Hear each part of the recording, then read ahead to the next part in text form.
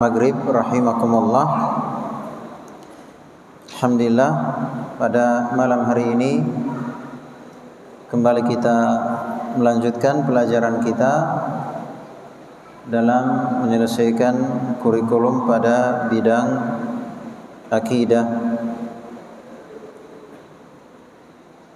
Dan kita masih pada kitab Mi'ata Su'alin wa Jawabin fil Aqidah, 200 tanya jawab tentang akidah, karya Syekh Al-Hafidh Al-Hakami rahimahullahu ta'ala. Sekarang kita masuk di pertanyaan yang ke-123. Ma dalilu as-sirati minal kitab? Apa dalilnya sirat dalam Alkitab? Nah, di sini kalau kita lihat penulis rahimahullah, Syekh Hafidh bin Ahmad Al-Hakami, itu mulai membahas tentang tahapan-tahapan hari kiamat, yaitu ketika manusia dibangkitkan dari kuburannya, maka pertama-tama dia menuju ke padang mahsyar. Pertama-tama menuju ke padang mahsyar. Jadi setelah ditiup sangkakala yang kedua, maka semua yang mati itu bangkit dari kuburannya, kemudian menuju ke tempat yang telah disediakan yang dinamakan dengan padang mahsyar. Ini sudah kita bahas ya. Berapa lama di sana? Berapa lama manusia di padang mahsyar? Adalah 50.000 tahun. Itu antrian di padang mahsyar, dari manusia yang paling pertama Nabi Adam alaihi salam sampai manusia yang paling terakhir, 50.000 tahun lamanya. Tentunya ini ya bagi orang-orang kafir. Adapun bagi orang yang beriman, sebagaimana disebutkan di hadits yang lain, itu rasanya dia di padang mahsyar hanya seperti ketika dia melaksanakan sholat wajib. Kira-kira kalau kita sholat berapa menit? Anggaplah 2 sampai 3 menit misalnya. Nah, itu yang dia rasakan. Betapa singkatnya dia di padang mahsyar. Jadi di sini ternyata tergantung amalan. Ya, tergantung amalan. Tapi standarnya tadi 50.000 tahun. Dan satu hari di akhirat itu seperti 1000 tahun yang kita hitung di dunia. Taib, ini yang pertama. Yang kedua adalah asy-syafa'atul uzma, syafaat yang besar.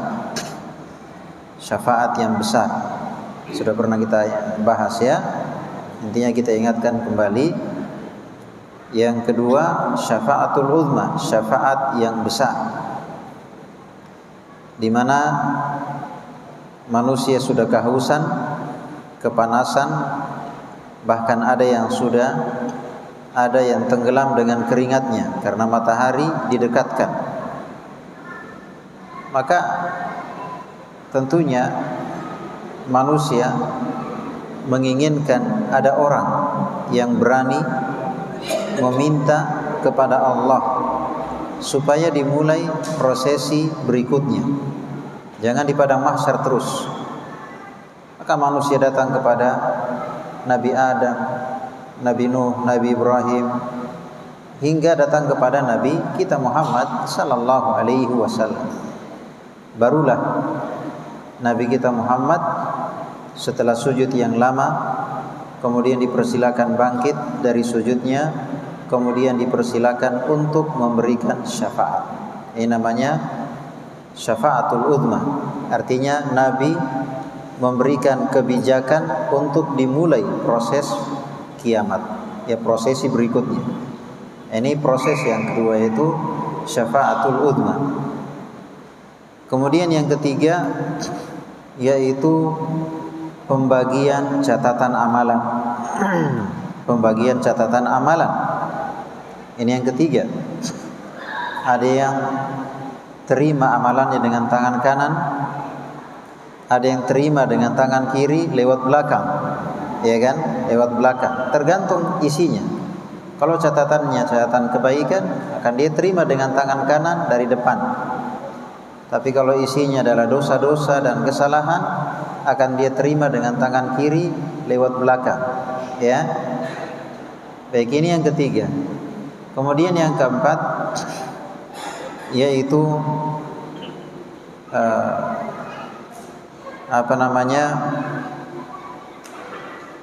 al-mizan. Al-mizan yaitu timbangan. Timbangan. Artinya yang ditimbang itu ada amalannya, yang ditimbang juga ada badannya, ada yang ditimbang juga adalah bukunya, catatan amalan.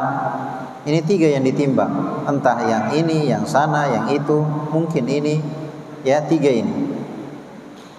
Tetapi yang menentukan adalah bagaimana amalan seseorang, bukan gemuknya orangnya, bukan tebalnya kitabnya, tapi yang menentukan berat tidaknya adalah amalannya. Iya. Kemudian yang berikutnya itu al-haud. Al-haud itu telaga, di mana manusia kehausan.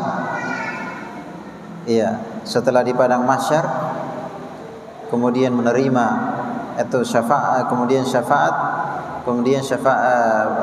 catatan amalan, kemudian timbangan. Kemudian yang kelima adalah al-haud.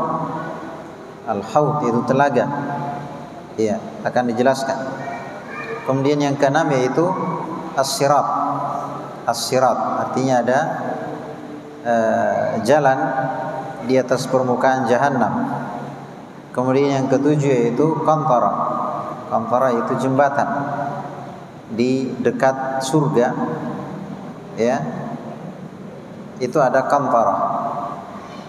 Ya, kemudian yang kedelapan yaitu surga atau neraka. Ini proses untuk sampai ke dari awal ke akhir, ya, dari padang mahsyar berakhir ke surga atau ke neraka, sekitar 8 fase yang kita akan jalani. Tapi di sini kata beliau, ma dalilu as-sirati minal kitab. Apa dalilnya as-sirat dari Alkitab? Di antaranya di sini beliau sebutkan yaitu di surah Al-Hadid ayat 12. Taib, saya ulangi. Di surah Maryam, ya, di surah Maryam ayat 71 72.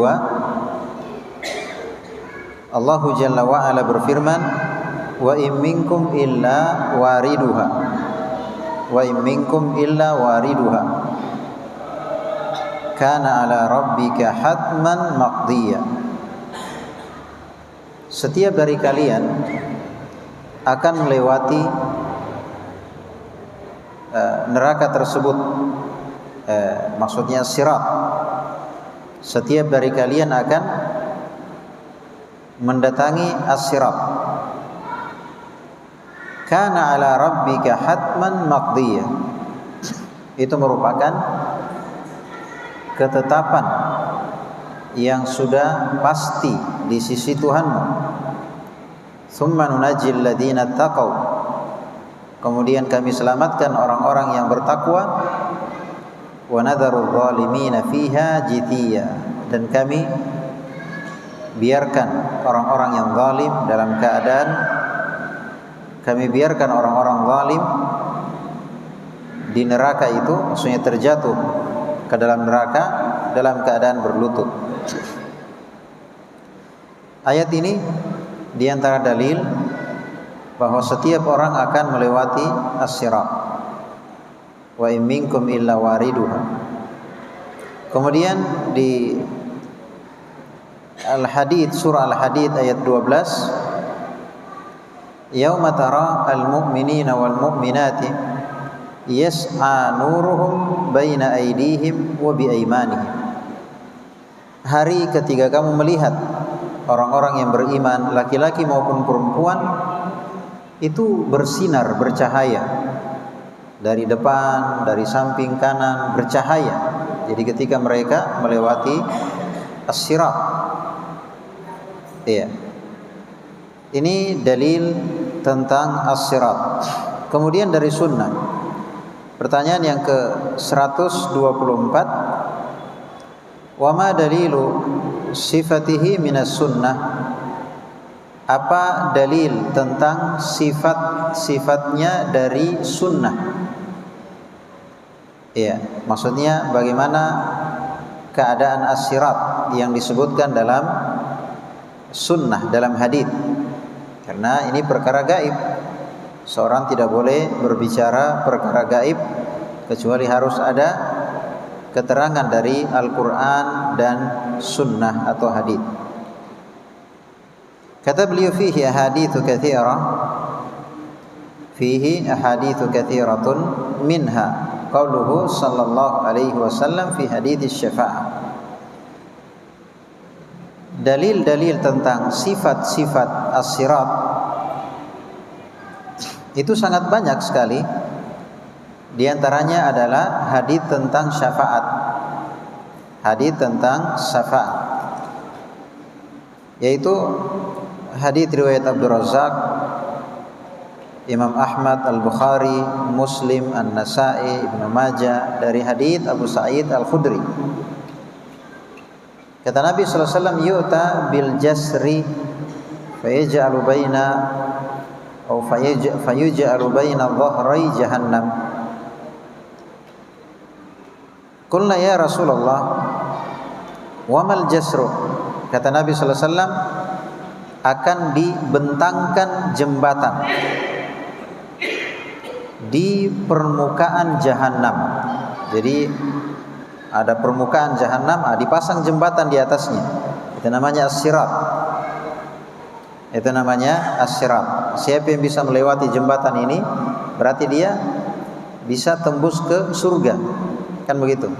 Siapa yang tidak sampai ke ujung, berarti dia terjatuh ke neraka. Nah, dikatakan dalam hadis ini, yu'ta bil jasri.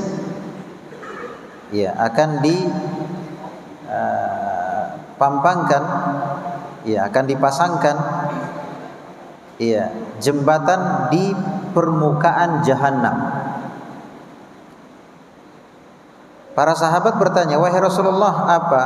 Ya, qulna ya Rasulullah, kami bertanya, wahai Rasulullah, wa mal jasru? Apa yang dimaksud dengan al-jasru? Al-jasru jembatan. Qala, di sini mulai Nabi mensifatkan. Saya kira kita paham jembatan, tapi yang diinginkan adalah bagaimana sifat dari jembatan itu yang akan kita lewati nantinya. Nasallallahu as-salama wal afiyah. Kata Nabi sallallahu alaihi wasallam, madhadatun muzillatun.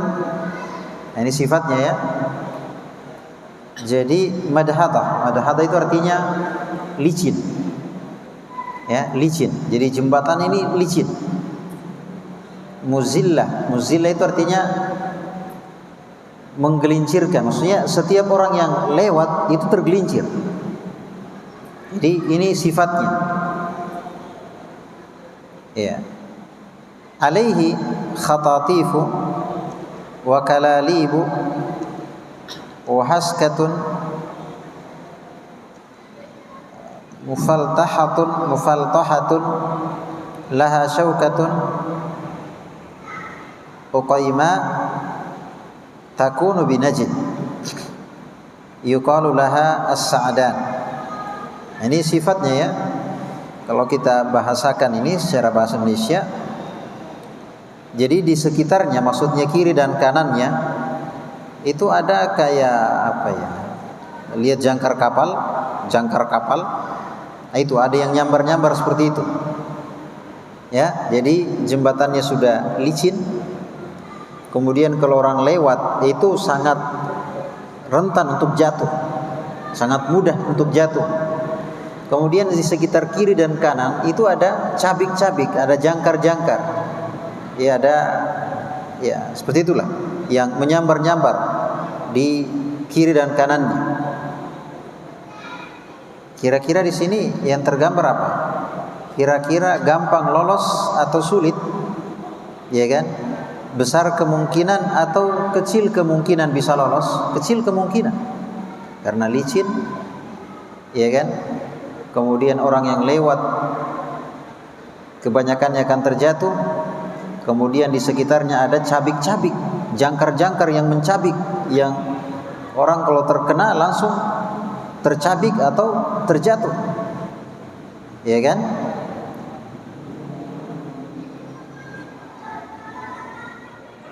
Dan ada duri besar ya yang disebut seperti pohon as-sa'dan. Ya, di Najd ada pohon seperti itu, durinya besar. Ya, pohon sa'dan. Ini sifat-sifat dari jembatannya. Jadi intinya dia licin. Orang yang lewat kebanyakannya tergelincir. Kemudian di sekitarnya ada duri-duri atau jangkar-jangkar yang menyambar. Baik, sekarang bagaimana kondisi manusia ketika melewatinya? Tadi sifat dari jembatannya. Yang disebutkan di hadits yang lain bahwasanya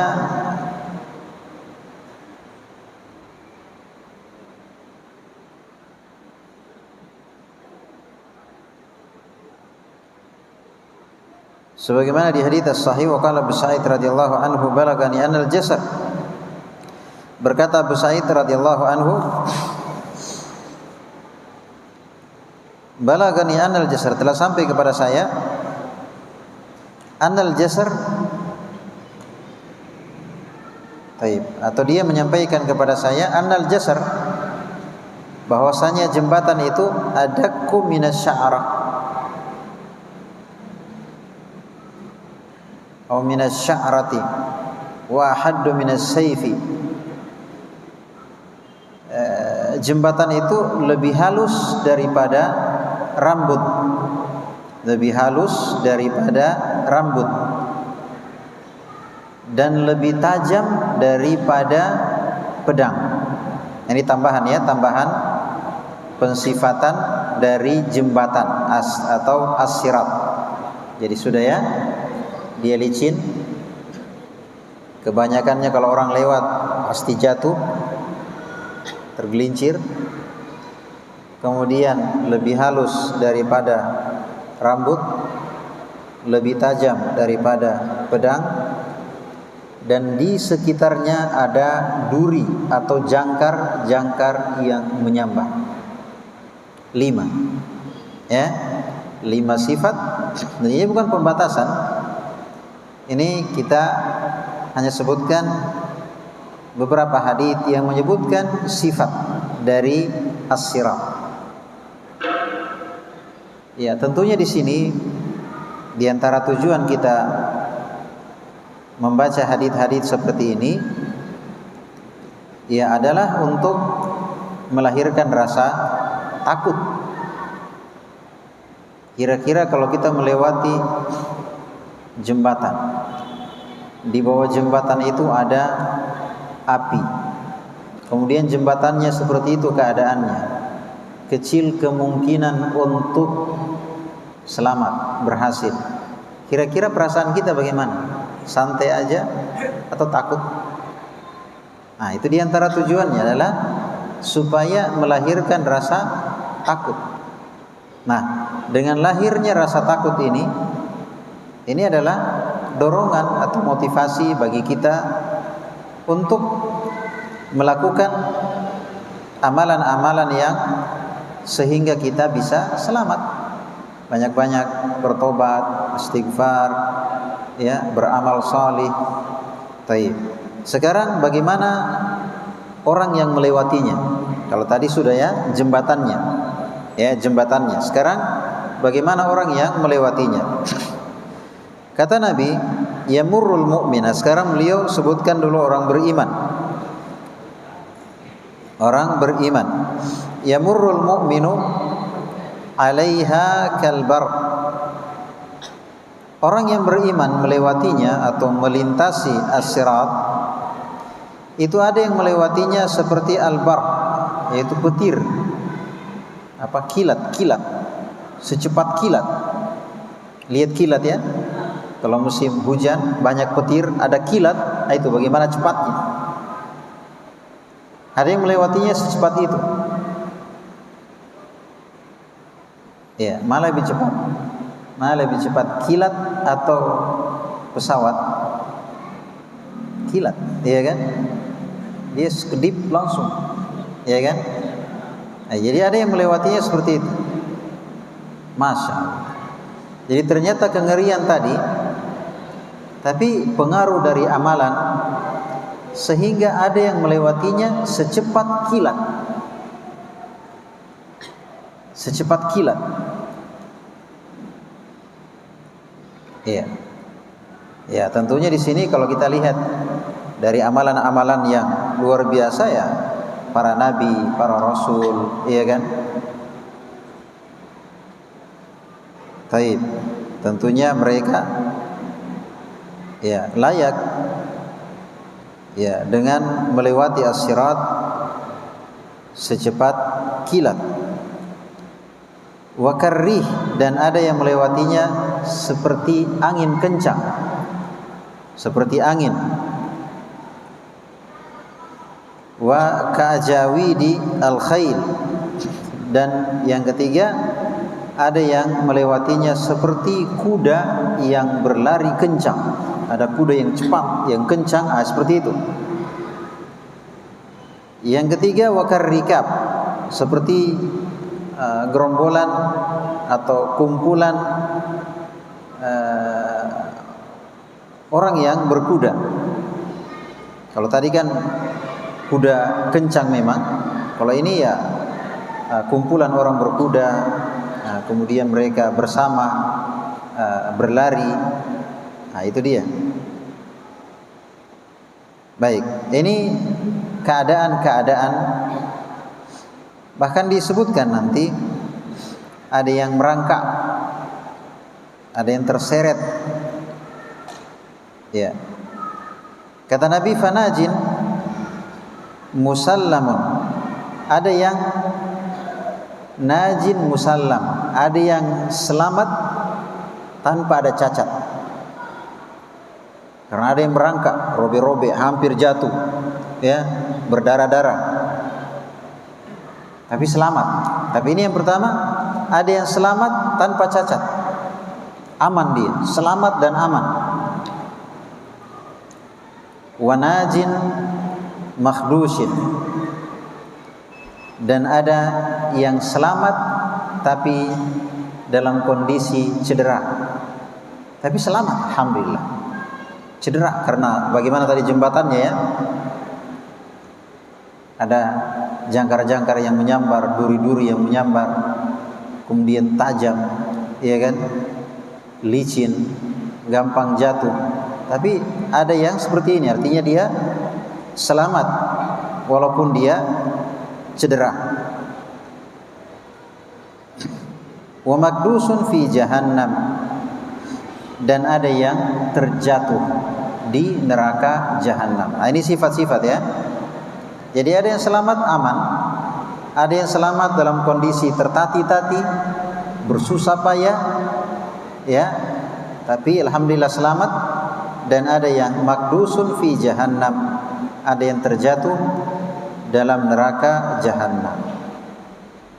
Hatta yamurru akhiruhum yushabu sahba, sampai yang paling terakhir lewat itu diseret, seperti orang yang diseret, ya, bukan lagi merangkak, diseret. Iya. Taib. Baik, ini sifat dari jembatan orang yang melewati. Iya. Dan bagaimana orang yang selamat dan orang yang terjatuh.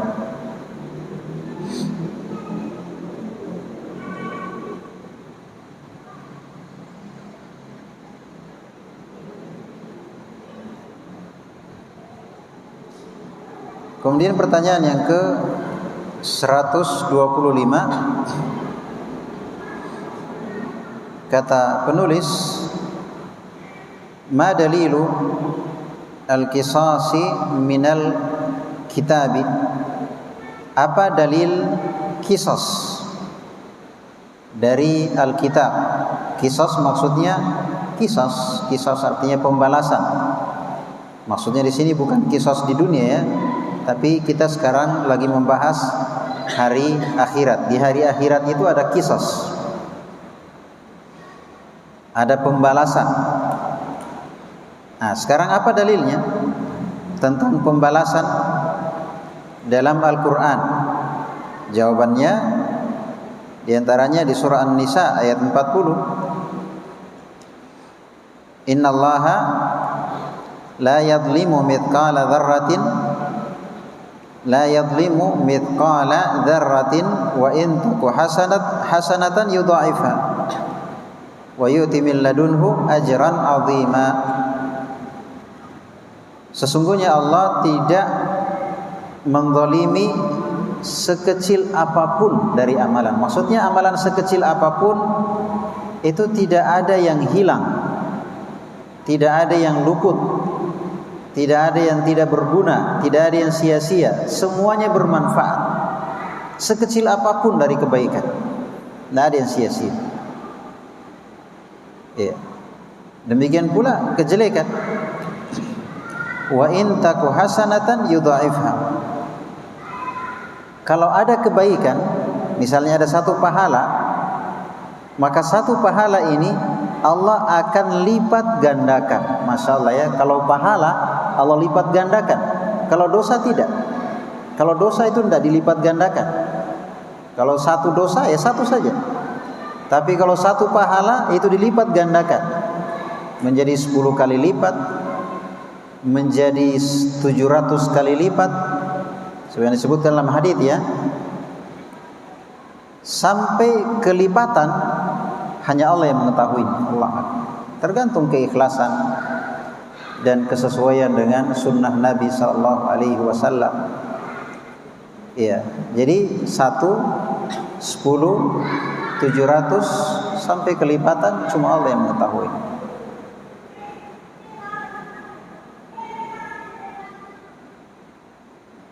Wa yu'ti min ladunhu ajran 'azima. Dan Allah memberikan pahala dari sisinya dengan pahala yang besar. Itu dia tadi ya. Tadi ada dari 1, 10, 700, kemudian selebihnya cuma Allah yang tahu berapa Allah mau kasih. Contoh misalnya sabar. Sabar itu tidak pakai hitungan, tidak bisa dihitung 1, 10, 700. Allah berfirman, innama yuwaffas sabiruna ajrahum bighairi hisab. Sungguhnya orang yang sabar itu akan diberikan pahalanya tanpa bilangan, tidak dihitung. Maksudnya saking besarnya pahalanya. Baik. Dan juga firman-Nya, jadi sini ayat ini jelas bahwa semuanya akan diperhitungkan. Semuanya akan diperhitungkan, sekecil apapun kebaikan ataupun kejelekan. Semuanya akan dihisab, akan dikisas, akan dibalas. Kemudian surah Ghafir, di surah Ghafir ayat 17 hingga 20, al-yawma tujza kullu nafsin bima kasabat la dzulmal yawm, sampai pada firman-Nya wallahu yaqdi bil haqq. Pada hari ini setiap jiwa akan dibalas. Berarti ayat ini jelas, qisas. Setiap jiwa akan dibalas sesuai perbuatannya. La zulma al-yaum, tidak ada kezaliman pada hari ini. Saya tidak ada yang dizalim. Dibalas sesuai perbuatan. Wallahu yaqdi bil haq, dan Allah membalas dengan sebenar-benarnya.